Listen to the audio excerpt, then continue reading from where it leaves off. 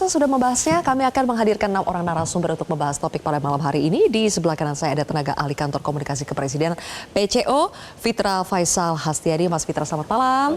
Kemudian juga ada anggota Komisi 11 fraksi Golkar DPR RI, Putri Komarudin. Mbak Putri, selamat malam. Assalamualaikum. Waalaikumsalam. Direktur Eksekutif Segara Institut Ekonom Senior Peter Abdullah. Pak Peter, selamat malam. Selamat malam. Berikutnya juga ada Ketua Komite Analis Kebijakan Ekonomi Apindo, Pak Ajib Hamdani. Pak Ajib, selamat malam. Selamat malam, Mbak Zilvia. Dan juga ada pakar hubungan internasional Profesor Hikmahanto Juwana. Prof. Hik, selamat malam. Selamat malam.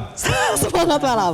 Dan kemudian ada Direktur Ekonom Digital Selios Nailul Huda. Mas Nailul, selamat malam. Terima kasih semuanya sudah hadir di kontroversi malam hari ini. Pak Ajib, langsung saja kita akan tampilkan kembali 14 negara yang mendapatkan surat cinta dari Donald Trump. Tapi bukan kabar baik, tapi melainkan tarif yang tetap dikenakan kepada masing-masing negara ini. Dan Indonesia langsung kita fokus dikenakan tarif 32%. Pak Ajib, saya ingin tahu makna tarif 32% buat pengusaha dan tenaga kerja kita itu apa, Pak Ajib? Ya, begini Mbak Zilvia, memang sejak awal tahun 2024, Apindo melihat bahwa hubungan secara ekonomi antara Amerika dengan Indonesia itu mengalami eskalasi dan juga termasuk secara global ya, bukan hanya Amerika dan Indonesia tapi termasuk negara-negara lain. Sehingga kita ingat betul sejak awal tahun Apindo secara aktif memberikan masukan-masukan terbaik kepada pemerintah dan bahkan ketika mulai eskalatif pada bulan awal Juni waktu itu, surat cinta pertama keluar, walaupun itu pengumuman secara bareng-bareng gitu buat negara yang lain. Dan kondisi terkini kemudian ketika tadi Mbak Sylvia menyampaikan kita dapat surat cinta secara khusus dan ini hanya sepihak dari seorang Donald Trump. Ini bukan sebuah konsep perjanjian bilateral dengan Indonesia tapi hanya bersifat unilaterally gitu. Nah, tetapi paling tidak begini Mbak Zilvia, Apindo memberikan masukan paling tidak 3 hal terhadap pemerintah dalam kondisi terkini yang ada tersebut. Yang pertama adalah bagaimana kita terus mendorong sebuah konsep yang namanya beneficially mutual. Jadi bagaimana konsep kerjasama yang terbaik dan bahkan kita berkomitmen untuk meningkatkan impor tanpa mengganggu kepentingan ekonomi domestik dalam negeri untuk komunitas-komunitas strategis. Sehingga ini menjadi bagian kalau berbicara Donald Trump melihat defisit neraca dagang mereka mencapai 19 miliar US dollar misalnya. Sehingga kita memberikan sebuah solusi terbaik bagaimana aspek resiprokalnya. Kira-kira seperti itu poin yang pertama. Impor dari Amerika kita tingkatkan. Kira-kira begitu. Ya, ini jadi mutualistik buat Indonesia maupun Amerika. Tapi sekali lagi tanpa mengganggu ekonomi domestik. Kedua adalah berbicara masalah percepatan untuk diversifikasi pasar ekspor. Karena kita lihat Mbak Zilvia bahwa memang Amerika ini kan sekitar hampir 10% terhadap pasar ekspor Indonesia. Artinya dalam kondisi seperti ini kita membutuhkan percepatan untuk pasar ekspor tambahan. Kita jangan hanya tergantung sama Amerika. Problemnya adalah komoditas-komoditas ekspor kita ke Amerika adalah komoditas-komoditas yang padat karya. Ini yang tadi ada hubungannya dengan Mbak Sylvia sampaikan. Tenaga kerja kita gimana? Problem di Indonesia adalah masalah job creation sebenarnya. Sehingga harapan kita adalah ketika kita bisa membangun mutualistik bilateral dengan Amerika, maka ini tidak mengganggu pola trading antar komoditas strategis di Indonesia. Dan kalau kita gagal membangun itu? Ini akan menjadi problem cukup serius dan kita sudah memitigasi dengan baik. Baik orientasi jangka pendek maupun jangka panjang, Mbak Sylvia. Untuk private sector maupun masukan-masukan terbaik kepada pemerintah. Yang terakhir adalah, kalau berbicara orientasi jangka panjang, Apindo selalu mendorong agar pemerintah itu melakukan bagaimana regulasinya itu di streamlining, ada diregulasi, ada penyederhanaan regulasi sehingga lebih mendorong namanya low cost ekonomi. Problemnya adalah ketika kemudian barang dan jasa Indonesia itu high cost ekonomi, daya saingnya rendah. Sehingga berbicara orientasi jangka panjang, Indonesia harus mempunyai daya tawar yang lebih baik terhadap pasar global. Singkat cerita, kalau kita tidak berhasil melaksanakan 3 poin dari Apindo tadi, apa yang akan terjadi pada pengusaha dan tenaga kerja kita? Seberapa parah? Poin pertama adalah pasti berbicara penurunan volume ekspor kita ke Amerika. Yang kedua adalah berbicara masalah ancaman dumping justru dari pasar-pasar China misalnya. Karena China juga lebih parah tarif dari Trumpnya. Sehingga ini perlu dimitigasi dengan baik karena potensinya barang yang tidak masuk ke Amerika dari China potensi masuk ke Indonesia. Karena kita paham sekali bagaimana China melakukan dumping barang sehingga barang mereka harga lebih murah. Jadi kita akan kebanjiran barang-barang dari China. Jangankan Mbak Zilvia kalau misalnya beli secara online gitu ya, beli barang apa, begitu masuk rumah jangan-jangan barang-barang dari China, dari Vietnam, itu kondisi real di lapangan bahwa bagaimana competitiveness kita ini menjadi problem serius jangka panjang harus dimitigasi dengan baik oleh pemerintah. Demikian Mbak Sylvia. Sekarang ada satu pernyataan yang sudah dikeluarkan oleh Selyos lebih rigid lagi soal dampak-dampaknya. Coba kita tampilkan teman-teman, saya ingin tanya ke Mas Nailul Huda. Selyos bahkan sudah menghitung tarif Trump 32% itu akan berdampak macam-macam. Ada pada penurunan output ekonomi nasional sebesar 164 triliun. Kemudian juga menurunkan pendapatan tenaga kerja sampai 52 triliun rupiah, sampai penurunan nilai ekspor sampai 105,9 triliun dan menurunkan serapan tenaga kerja hingga 1,2 juta orang. Menerjemahkan bahaya seberapa seriusnya angka-angka ini untuk masyarakat itu seperti apa, Mas Nailul? Ya, yang pertama seperti ini, Mbak, bahwa kalau ini diterapkan, yang pasti adalah permintaan barang-barang kita di luar itu akan turun. Nah, ketika permintaan ini turun, pasti produksi juga akan turun. Pasti produksi kita akan turun, kemudian ini akan diterjemahkan juga kepada bahwa kita nggak bisa ekspansi lagi. Dan ketika nggak ekspansi lagi, maka yang terjadi adalah ya tadi layoff, PHK, kemudian juga tidak menyerap tenaga kerja, itu pasti akan terjadi di dunia industri kita. Nah, makanya kita itu dalam... efeknya akan instan atau akan 6 bulan mungkin sampai 1 tahun dulu kita baru akan merasakannya? Yang kita hitung adalah efek dalam 1 tahun. Oke. Jadi itu efek dalam 1 tahun, 12 bulan. Yang kita hitung adalah tadi penyerapan tenaga kerja dan sebagainya itu akan berkurang. Terutama yang untuk industri tekstil dan produk tekstil, kita kalkulasi berkurangnya sekitar 190.000 tenaga kerja. Ketika memang ekspor kita ke Amerika itu menurun. Dan jangan lupa, dan kita masih sangat ketergantungan sekali ekspor kita untuk TPT ini ke Amerika. Dan kita hitung ternyata dampaknya cukup besar terhadap penyerapan tenaga kerja di sektor tersebut. Artinya jumlah pengangguran kita akan semakin meningkat? Semakin meningkat, dan itu juga diterjemahkan juga sama menteri sekarang nih yang tidak mau membuka data pengangguran. Nah, itu kan lucu sekali kan. Kita udah prediksi sebagainya bahwa pengangguran meningkat, tapi menterinya sendiri bilang bahwa kita nggak mau karena pesimis. Padahal yang kita lakukan adalah harus antisipatif, bukan pesimis. Gitu. Oke. Dari sisi sebelah kanan, Mas Fitra, kita belum mendengar kabar baik. Ini kabar yang harus diantisipasi semua nih kalau dari Apindo dan Selyos.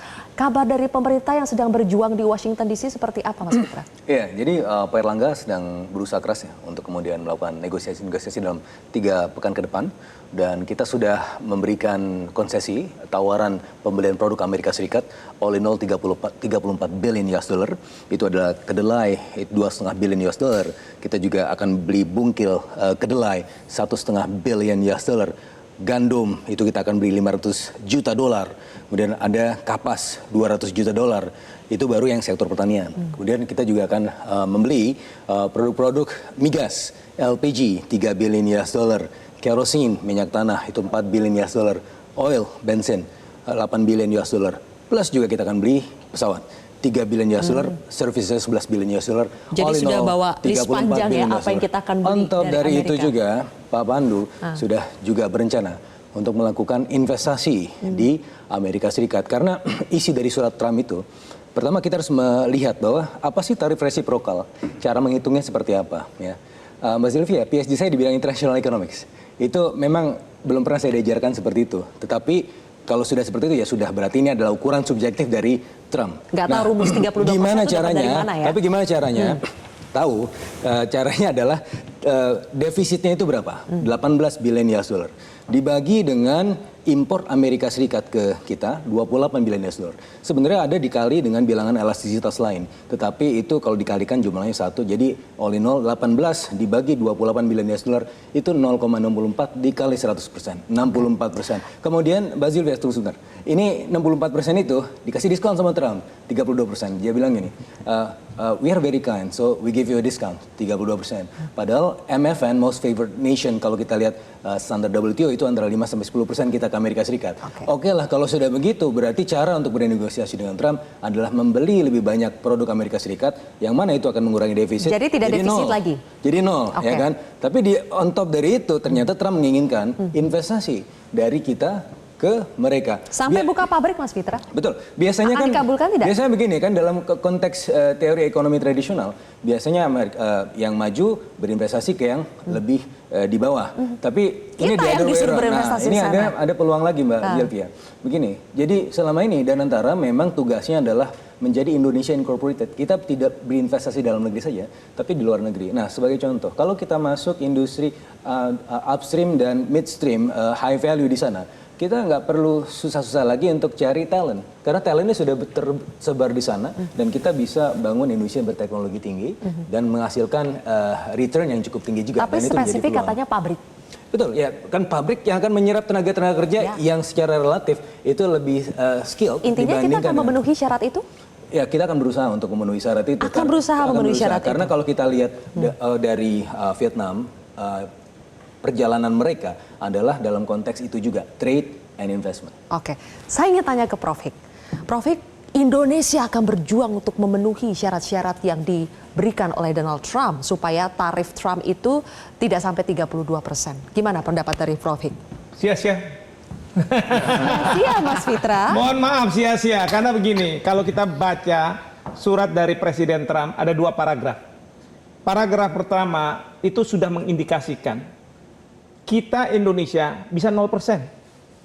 Tapi bukan syarat seperti, mohon maaf Mas Fitra ya, kita membeli ini, membeli pesawatnya. Bukan. Di dalam suratnya itu Kita dikatakan. bukakan juga ini suratnya. Ya, Wih, oh, gambar Prof. Hik Surat- dulu. suratnya mengatakan gini, as you are aware, there will be no tariff if Indonesia or companies within your country decide to build or manufacture product within the United States. Jadi kalau kita berani berinvestasi di Amerika Serikat, maka 0% di paragraf 2-nya itu. Di paragraf pertama di bagian yang terakhirnya itu. Itu dikatakan di situ, disebutkan di situ. Sehingga apa? Kita mau beli ini? Enggak. Karena apa? Tarif ini memang seperti Mas Fitra katakan, tidak dikenal dalam ilmu ekonomi. Tarif ini ceritanya adalah untuk membuka lapangan pekerjaan di Amerika Serikat. Itu ultimate goal dari mereka itu ya Ultimate sebenarnya. goal dari Presiden Trump. Oke. Karena begini, Amerika Serikat melihat bahwa banyak perusahaan-perusahaan Amerika Serikat yang keluar dari Amerika Serikat berinvestasi di banyak negara, lalu mengekspor barangnya itu ke Amerika Serikat. Pangsa pasar di Amerika Serikat, tapi kok lapangan pekerjaan tidak terbuka di Amerika Serikat, melainkan di negara-negara ini. Jadi Trump berpikirnya adalah udah kenakan saja tarif. Nah, dengan harapan mereka datang mengemis, minta maaf gitu kan. Lalu kemudian apa? Trump bilang, kamu invest ke Amerika Serikat, buka lapangan pekerjaan di Amerika Serikat, and that is how you make America great again. Tapi kalau negara kita ternyata oke dengan itu, agree dengan itu, bagaimana, Prof? Agree dengan yang mana? Tadi Kita kan berinvestasi. Mas Fitra mengatakan kita akan mencoba untuk memenuhi Nah, apa yang pertanyaannya diminta adalah oleh berapa Trump. besar investasi yang akan diberikan? Satu. Yang kedua, karena kita sudah datang ke Amerika Serikat, di Amerika Serikat Trump itu poinnya adalah pada tarif supaya membuka lapangan pekerjaan. Tapi ada lembaga di Amerika Serikat yang namanya USTR yang selama ini selalu mempermasalahkan Indonesia bahwa perdagangan kita ini defisit karena macam-macam. Kris yang terlalu ekspansif, kalah visa, kemudian sertifikasi halal, barang kita jadi sulit masuk, lalu kemudian hilirisasi, kemudian masalah implementasi dari kekayaan intelektual yang software-software itu banyak dibajak. Sehingga apa? Mereka langsung mendompleng dari tarif ini. Maka kemarin ketika Pak Hartarto berangkat ke Amerika yang untuk pertama kali, kan pulang bilang kayak begitu. Ini syaratnya. Banyak tambahan. Banyak tambahan sekarang. Oke. Mau berapa lagi syarat? Ini masalah kedaulatan. Masa kris sertifikasi halal mau dirubah-rubah? Itu siapa menterinya atau kepala badan yang sertifikasi halal udah nggak dapat kerjaan lagi sekarang. Oke. Gimana ceritanya kalau begitu? Sabar, Prof. Mbak Putri, di mana kedaulatan kita? Nanti kita akan jawab usai jeda, pemirsa, tetap di Kontroversi. Jelajahi cara baru mendapatkan informasi. Download Metro TV Extend sekarang.